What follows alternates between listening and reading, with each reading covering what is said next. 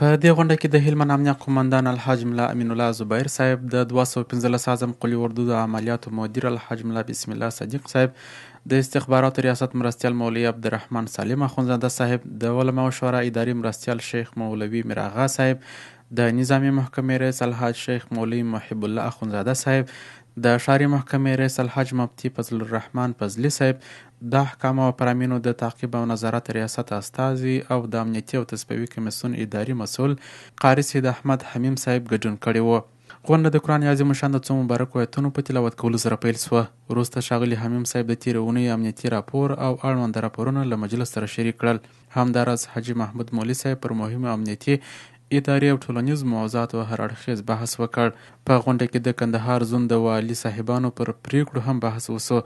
همداراز د هلمند امنیه قومندان حاجي زبیر صاحب د ګزمو چک پاینټونو او د عبور او مرور شرطیې د مسلکي روزنې او تربیې په اړه ډاډ څرګند کړ چې په نږدې راتلونکي کې به عملي روزنیزې چارې پیل سي. په ناسته کې د تیرو مجالسو پریکړې او بحثونه هم وارزول شول. د هغو د تطبیق په اړه خبرې وسوې او ځینې موارد وروستي او نهایي کړل شول. په پای کې د هلمند مرستیال والي له ټولو اړوندو ادارو وغوښتل چې د سوو پریکړو د عملي کېدو لپاره جدي ګامونه پورته کړي او خپلې دندې په پوره مسؤلیت ترسره کړي، څو د هلمند ولایت په امنیتي او ټولنیزو چارو کې لا ډیر ښه والی رامنځته سي. غونډه په هیواد کې د اسلامي نظام د لا ټینګښت او استحکام په دعا سره پای ته ورسېده.